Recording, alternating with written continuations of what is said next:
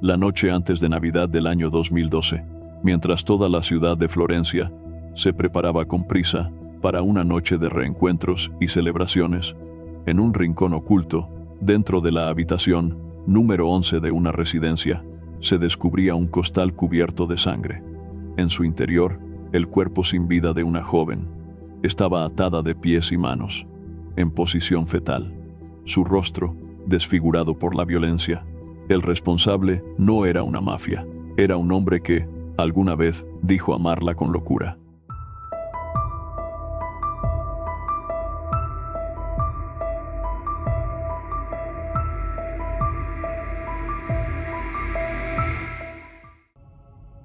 Era la víspera de Navidad de 2012. En Florencia, las calles comenzaban a llenarse con el espíritu de las fiestas.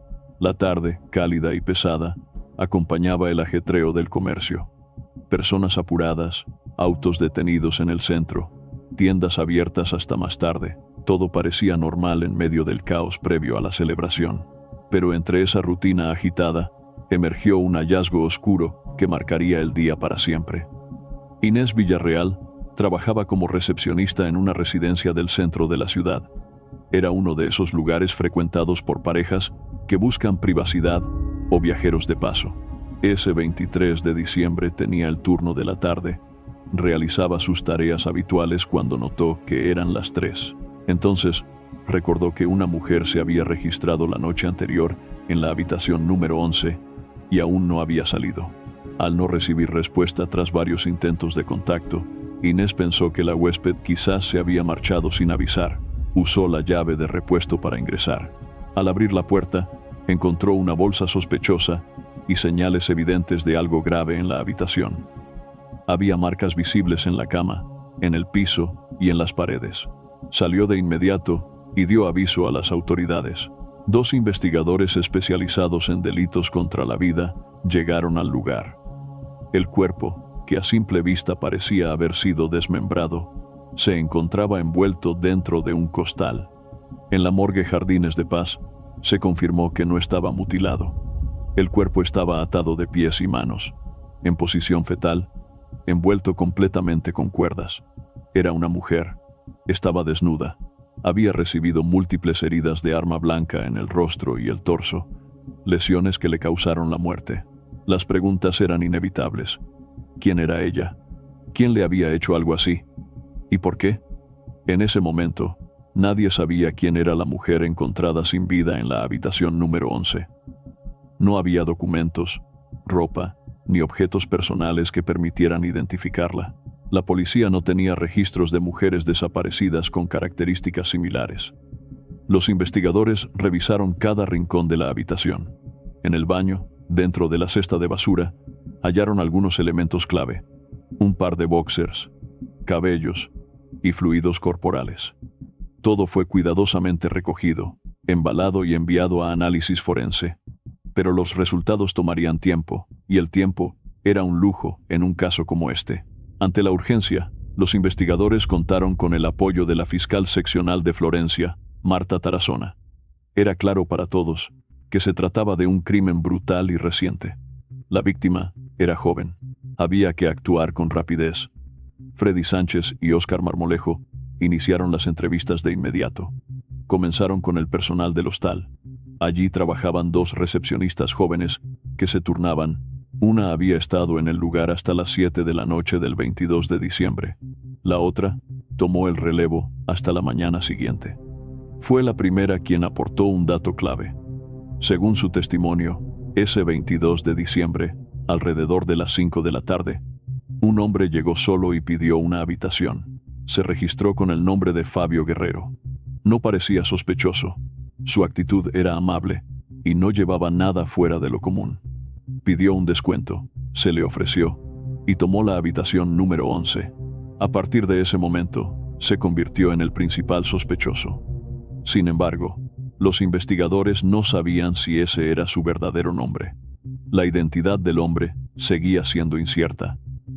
Mientras tanto, en otra parte de la ciudad, los agentes del Gaula habían sido notificados de un caso de extorsión. Una pareja de esposos, dueños de una tienda de ropa en Florencia, encontró una nota escrita a mano deslizada por debajo de la puerta del local. El mensaje era directo y amenazante. Advertía que ya habían actuado contra su empleada y que si no pagaban 50 millones de pesos antes del 28 de diciembre, los siguientes serían sus hijos. Horas después, en la madrugada, recibieron una llamada telefónica. La voz de un hombre quedó grabada en el celular. Quien hablaba se identificaba como miembro de un grupo conocido como Los Rastrojos. La amenaza se volvió aún más real cuando los comerciantes notaron que la llamada había sido hecha desde el número de su propia empleada doméstica. De inmediato, informaron al Gaula, que a su vez notificó a los agentes de la SIJIN. Fue entonces cuando surgió una conexión inquietante. Quizás la mujer hallada sin vida en la habitación número 11 era la misma empleada mencionada en la extorsión. Los hechos parecían encajar. La tienda de los comerciantes estaba ubicada a escasos metros de la residencia donde se encontró el cuerpo. La nota hablaba de una mujer asesinada, y la cronología coincidía. La víctima había sido encontrada el día siguiente de que supuestamente ocurriera el crimen. Para despejar toda duda, se contactó a los comerciantes, se les mostraron fotografías forenses, y de inmediato reconocieron a la mujer. Era su empleada doméstica, Nidia Mota Silva, quien llevaba aproximadamente 2 años trabajando con ellos en su hogar. Afirmaron que la última vez que la vieron fue la tarde del 22 de diciembre, cuando salió con permiso para viajar a su pueblo y celebrar la Navidad con su familia. Sin embargo, según sus padres, Evangelina y Viviano Mota, Nidia nunca llegó. Todo parecía indicar que su muerte había sido un mensaje. La primera hipótesis apuntaba a una extorsión violenta. Nidia habría sido asesinada para presionar a sus empleadores. Pero para los investigadores Sánchez y Marmolejo, algo no cuadraba del todo. Aunque la versión tenía lógica, su experiencia les decía que la verdad era más profunda. Lo que había ocurrido en la habitación número 11 no era solo una advertencia, era algo más. Hasta ese momento, la muerte de Nidia Mota Silva parecía estar relacionada con una extorsión por parte del grupo conocido como Los Rastrojos. Sin embargo, la investigación pronto tomaría un rumbo completamente distinto. Una cámara de seguridad instalada en la recepción de la residencia, que grababa de manera continua las 24 horas, se convirtió en la pieza clave del caso. Al revisar las grabaciones del 22 de diciembre, los investigadores observaron la llegada de un hombre que cargaba un costal o mochila con las mismas características del saco, donde más tarde sería encontrado el cuerpo de Nidia. Se trataba, sin duda, del mismo hombre que se había registrado como Fabio Guerrero y que ocupó la habitación número 11. Los agentes solicitaron copia completa del material grabado en las horas previas al hallazgo del cuerpo. Analizaron los videos minuto a minuto. Allí empezaron a surgir detalles reveladores. En las imágenes, se vio a Fabio Guerrero entrando y saliendo varias veces de la residencia con bolsas en las manos. Era víspera de Navidad, y todo parecía indicar que había estado haciendo compras. Hacia las 10:30 de la noche, las cámaras captaron el regreso del hombre. Esta vez no venía solo. Lo acompañaba una mujer de contextura morena. Era Nidia Mota. Ambos ingresaron a la habitación. Minutos después, salieron nuevamente. No volvieron a aparecer en las grabaciones, sino hasta alrededor de las 2:30 de la madrugada del 23 de diciembre. En esa última entrada, algo quedó claro. Nidia no mostraba señales de estar en peligro. Caminaba tranquila. No había señales de forcejeo ni miedo. La forma en que interactuaban dejaba ver que conocía al hombre y que confiaba en él. Un detalle llamó particularmente la atención de los investigadores. El hombre llevaba una rosa en la mano izquierda. A partir de ese momento, comenzaron a considerar otra hipótesis. Tal vez no se trataba de un crimen vinculado a la extorsión. Tal vez era un crimen pasional. Las grabaciones también revelaron que, aproximadamente media hora después de haber entrado juntos a la habitación, el hombre salió solo. Nadie más ingresó al cuarto hasta el día siguiente, cuando la recepcionista descubrió el costal con el cuerpo sin vida de Nidia. No quedaban dudas. El hombre que aparecía en los videos era el asesino. Pero la pregunta que ahora tomaba fuerza era otra. ¿Quién era realmente ese hombre? A medida que avanzaban las investigaciones, se conocieron más detalles sobre la vida personal de Nidia Mota Silva. Según sus empleadores y personas cercanas, ella era una mujer sociable, con una red amplia de amistades. Era soltera, extrovertida y acostumbraba a salir con frecuencia, pero ninguna de esas amistades había levantado sospechas hasta ese momento. Sin embargo, los investigadores lograron confirmar con sus patrones que unos meses antes de su muerte, Nidia había estado frecuentando a un hombre en particular. Ella lo presentaba como su novio. Era militar, y en varias ocasiones había pedido permiso para visitarlo en el batallón. Sus empleadores, aunque nunca supieron su nombre ni dónde vivía, recordaban haber visto una fotografía de él en el cuarto de Nidia. Esa imagen fue entregada a las autoridades. A partir de esa pista, los agentes iniciaron una nueva línea de investigación. Descubrieron que el hombre era un soldado llamado Antonio Andrade. Confirmaron que, efectivamente, mantenía una relación sentimental con Nidia desde hacía algunos meses, pero no había señales de conflicto, amenazas ni antecedentes que indicaran algún motivo para que él la asesinara. Aún así, necesitaban descartar cualquier vínculo. La única forma de hacerlo era comparar la grabación de las cámaras de seguridad del hostal con la fotografía del soldado. Con ayuda de tecnología especializada, analizaron la imagen del video. Altura, complexión, tono de piel, rasgos morfológicos. Después, contrastaron esos datos con la fotografía de Andrade. No coincidían. El hombre del video era más alto, de tez clara, mientras que el soldado era más bajo y de piel trigueña. Así, descartaron la hipótesis de un crimen pasional cometido por la pareja de la víctima. También habían dejado atrás la teoría de la extorsión.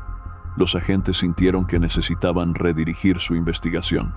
Entonces surgió una nueva pregunta. ¿Era posible que Nidia tuviera un conflicto con alguien que sus patrones desconocían? ¿Guardaba un secreto del que nadie había hablado? Para obtener respuestas, tendrían que salir de Florencia y dirigirse a Belén de los Andaquíes, el municipio donde Nidia había nacido y donde aún vivían sus padres, Evangelina y Viviano Mota. Fue allí, a través de los recuerdos de su familia, donde empezaron a reconstruir el verdadero rostro de Nidia. Lo que descubrieron no solo ayudó a entender su historia, sino que también reflejaba la experiencia de muchas mujeres en Colombia. Mujeres que desde muy jóvenes enfrentan relaciones desiguales, violencia disfrazada de amor y responsabilidades impuestas demasiado pronto. Nidia era apenas una niña cuando decidió dejar su casa. Tenía solo 13 años cuando se fue con un hombre mayor, un novio que había mantenido en secreto. La relación con sus padres, marcada por tensiones propias de la adolescencia, terminó por empujarla hacia lo que parecía, en ese momento, una salida. Evangelina, su madre, aún guarda el pesar de haberla dejado ir tan joven. Desde entonces, la vida de Nidia estuvo marcada por relaciones tormentosas. Su primer esposo era celoso, posesivo y controlador. Apenas una adolescente, Nidia no solo debía soportar la presión emocional, sino también encargarse del hogar y de los gastos, mientras él no aportaba nada. A temprana edad, ya era madre de 2 hijos y llevaba sobre los hombros una carga que muchas mujeres apenas empiezan a comprender siendo adultas. Cuando esa primera relación terminó, regresó a casa de sus padres con sus hijos. Tenía alrededor de 20 años. Durante un tiempo, pudo vivir con algo de tranquilidad, apoyada por su familia, pero esa calma fue breve. Poco después, volvió a involucrarse con otro hombre. Una segunda relación difícil. Vivieron juntos durante 4 años, hasta que descubrió que él tenía otra familia. La separación llegó en medio de otra situación compleja. Nidia estaba embarazada de nuevo. Fue en 2009. Evangelina recuerda bien ese periodo. El embarazo fue duro. Nidia estaba sola, emocionalmente golpeada y con un futuro incierto. Su madre la cuidó durante esos meses, acompañándola hasta el nacimiento de su hija. Con su último embarazo, algo empezó a cambiar en Nidia. A sus 22 años, era madre soltera de 3 hijos y comenzaba a sentirse inconforme con su vida. Sentía que su adolescencia y su juventud se habían esfumado. Fue entonces cuando se propuso varias metas. Sin seguir ninguna dieta, logró terminar el bachillerato. Al recibir su grado, se independizó y comenzó a trabajar donde la invitaran. Si surgía trabajo en una finca, ella iba. Si necesitaban ayuda en otro lugar, también estaba dispuesta. Un año después, logró reunir el dinero necesario para comprar su propia casa. Comenzaba a ser una mujer independiente, libre y capaz de tomar decisiones por sí misma. Fue por ese tiempo que apareció X Santo Rada, un jornalero, hijo de la dueña de una casa ubicada frente a la avenida. Evangelina, su madre, recordaba que Nidia le mencionó que había un muchacho que le gustaba, aunque no estaba segura. Él le enviaba detalles a través de los niños. Evangelina le aconsejó que tuviera cuidado. Sus padres no querían que repitiera la historia de sus anteriores relaciones. Pero lo que no imaginaban era que Nidia estaba a punto de entrar en una verdadera pesadilla. A pesar de vivir sola y en paz, sin rendirle cuentas a nadie, terminaron viviendo juntos. El río Pescado, que atraviesa el municipio de Belén de los Andaquíes, fue testigo de esa relación. Como muchas otras parejas, Nidia y X Santo solían pasar allí los fines de semana. En ese momento, su relación parecía tranquila. Pero, así como el río crece en invierno, su relación pronto se volvió turbia y peligrosa. Él era muy celoso. No quería que Nidia conversara con otros hombres. Ella, en cambio, era muy sociable, querida por muchos. Si alguien la saludaba, él reaccionaba mal y la acusaba sin motivo. La relación duró apenas 4 meses. Según sus padres, con el tiempo X Santo se volvió más posesivo y violento. En una ocasión, Nidia llamó a su madre y le pidió que llamara a la policía porque él la estaba agrediendo. Nidia ya no era la misma mujer de antes. Había dejado atrás la sumisión y tenía muy claro que no quería volver a vivir controlada por un hombre. Esta vez, no permitió que pasara demasiado tiempo antes de alejarse. Cuando él le pegó, ya estaba decidida a terminar la relación. Pero a diferencia de sus relaciones anteriores, alejarse de X Santo no fue fácil. Él continuó buscándola con insistencia. La seguía, la amenazaba. Le decía que si no era para él, no sería para nadie. Ella intentaba quitarle importancia a sus amenazas. Le pedía que la dejara en paz, que buscara a otra persona, pero él no aceptaba un no como respuesta.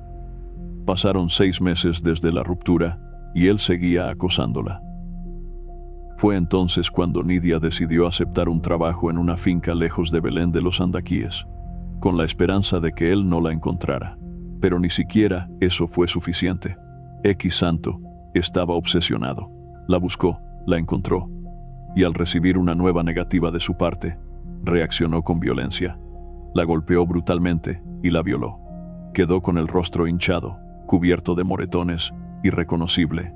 Nidia tomó la decisión de denunciarlo ante la Fiscalía de Belén. Durante 2 meses permaneció en casa de sus padres, recuperándose. Cuando se sintió con fuerzas, buscó una nueva oportunidad. Quiso empezar de cero.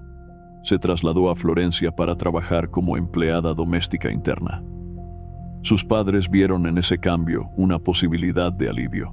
Pensaban que, lejos de X Santo, podría volver a tener tranquilidad. Pero don Viviano, su padre, no compartía esa confianza. Para él, la amenaza seguía latente. Y cuando su hija fue hallada sin vida, no tuvo dudas. Ese hombre la había matado. Los investigadores coincidieron con esa sospecha. Lo primero era identificar plenamente a X Santo Rada. Revisaron la denuncia que Nidia había presentado meses atrás. Allí encontraron una advertencia clara. Si algo le ocurría, ella responsabilizaba directamente a X Santo. Con esa prueba en mano, y gracias al número de identificación consignado en el documento, solicitaron a la Registraduría Nacional la fotografía del hombre. Don Viviano confirmó que se trataba del mismo sujeto. La imagen fue comparada con los videos de la residencia donde apareció el cuerpo de Nidia. El análisis de los rasgos físicos y morfológicos permitió establecer que, con alta probabilidad, se trataba de la misma persona. Con el álbum en mano, que incluía la fotografía de X Santo Rada, Los investigadores pidieron a las recepcionistas que identificaran al hombre que había tomado la habitación número 11. Sin dudarlo, ambas lo señalaron. Sin embargo, persistía una duda. Si Nidia había huido de Belén de los Andaquíes, si lo había denunciado y quería mantenerlo lejos, ¿por qué se le veía tranquila con él en esa residencia? Esa misma pregunta rondaba entre los miembros de la familia Mota. Nadie entendía por qué Nidia aceptó irse con X Santo aquel día. Para su familia, ella ya no tenía nada con él. Fue entonces cuando una prima, Teresa Mota, reveló un secreto que Nidia había mantenido en silencio durante los últimos meses. Durante el tiempo que estuvo en Florencia, Nidia había confiado en ella. Según Teresa, Nidia sentía que había perdido su juventud, criando hijos al lado de hombres que no la valoraban. Decía que quería recuperar el tiempo perdido. Después de lo vivido con X Santo, había dejado de creer en el amor y no quería más compromisos. A pesar de las advertencias de su prima, Nidia había tomado una decisión: vivir a su manera, sin explicaciones. Mencionaba con frecuencia que los dejaría viendo un chispero, una expresión que reflejaba su necesidad de sacudirse de todo y todos. Fue así como empezó a salir con dos hombres al mismo tiempo. Uno era el soldado, del que ya sabían sus patrones y su familia. El otro, X Santo, con quien había retomado contacto en secreto. Teresa recordaba que Nidia hablaba de él no como alguien a quien amara, sino como una obsesión. Admitía que seguían viéndose, aunque nadie lo supiera.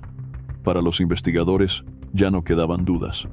La amenaza que X Santo le había hecho a Nidia, que si no era para él, no sería para nadie, se había cumplido. El costal que llevaba al tomar la habitación, sus movimientos con bolsas y el uso de un nombre falso para registrarse en la residencia, confirmaban que lo había planeado todo. Todo indicaba que lo hizo al enterarse de que Nidia tenía otra relación. En febrero de 2013, 2 meses después del crimen, la fiscal Marta Tarazona obtuvo una orden de captura contra X Santo Rada. Sin embargo, cuando las autoridades fueron a buscarlo, sus familiares informaron que ya no estaba en el lugar. Había abandonado el departamento del Caquetá. Recordaron que, en las grabaciones de seguridad, se veía a Nidia con un celular en la mano. Sin embargo, ese teléfono no fue encontrado en la habitación. Además, la llamada extorsiva recibida por los comerciantes, supuestamente de parte de los rastrojos, provenía de su número. Quedaba claro, X Santo se había llevado el celular. Con esa pista, se inició un estudio de la línea. El análisis confirmó que quien estuvo con Nidia se llevó el teléfono y lo siguió usando. Las señales mostraban el trayecto desde la residencia hasta el terminal y desde allí hacia otra ciudad. Las cámaras del terminal de Florencia confirmaron esta versión.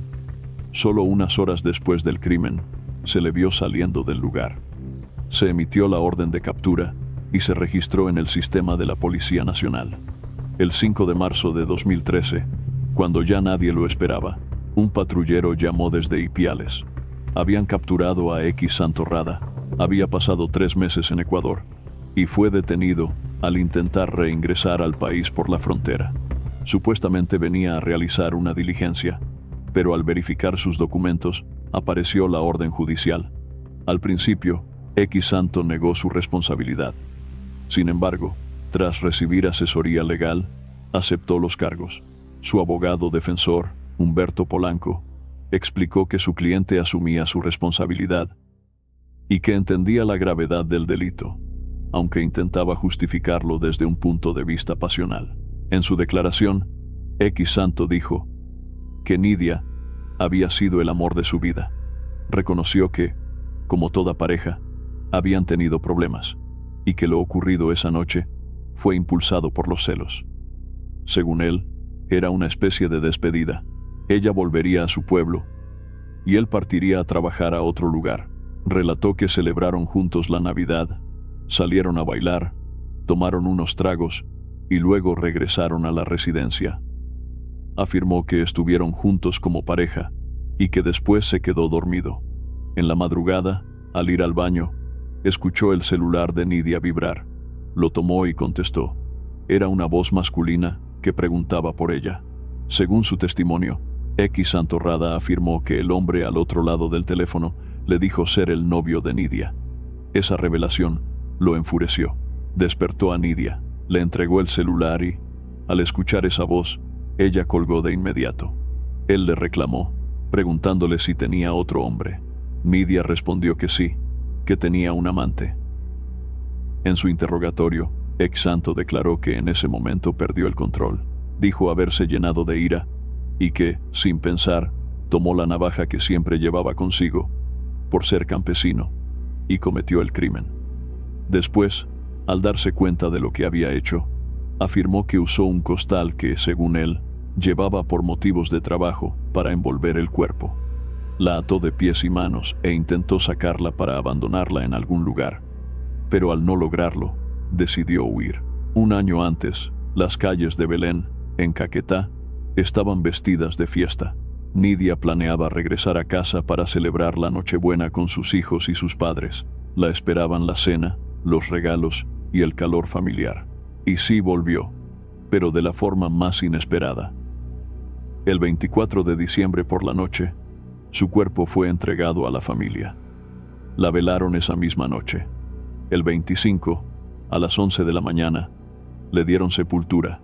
Con las pruebas reunidas, la fiscal Marta Tarazona solicitó al juez que la condena contra X Santorrada, registrado oficialmente como Crisanto Herrada, fuera por homicidio agravado. Basó su argumento en la situación de indefensión de la víctima, en las múltiples lesiones que sufrió y en los elementos que demostraban premeditación: la navaja, el costal, la cuerda y el uso de un nombre falso en el registro del hotel. Sin embargo, al aceptar los cargos, la defensa de Crisanto logró negociar un preacuerdo. Con la confesión, esperaban una rebaja de pena. Esta solo se haría efectiva si el juez a cargo aprobaba dicho acuerdo. De ser así, Crisanto Herrada recibiría una condena de más de 30 años de prisión. Nidia Mota vivió gran parte de su vida huyendo de los amores que le hicieron daño. Por alguna razón, el amor se convirtió en su karma y al final, también en su condena. El caso de Nidia Mota Silva revela no solo un feminicidio brutal, sino también la historia silenciosa de muchas mujeres que han vivido bajo el control, los celos y la violencia disfrazada de amor. A pesar de haber buscado salir adelante, construir su independencia y rehacer su vida, Nidia fue perseguida por un pasado que no la dejaba en paz. Su muerte expone las fallas sociales, culturales e institucionales que siguen dejando desprotegidas a las mujeres en situación de vulnerabilidad. Este caso nos recuerda que el amor no debe doler, controlar ni amenazar. Es urgente educar en relaciones sanas, en igualdad y en respeto. Desde edades tempranas, las mujeres tienen derecho a decir no, a comenzar de nuevo y a vivir sin miedo. Como sociedad, debemos escuchar las señales, no minimizar las denuncias y acompañar con empatía a quienes están en riesgo. La vida de Nidia no debe olvidarse. Debe convertirse en un llamado a proteger a quienes aún pueden ser salvadas. ¿Qué opinas sobre las decisiones que tomó Nidia a lo largo de su vida? ¿Qué consejo le darías a una mujer que hoy está pasando por algo parecido? ¿Por qué crees que muchas mujeres vuelven con quienes las lastimaron? Queremos saber tu opinión. Te leemos en los comentarios.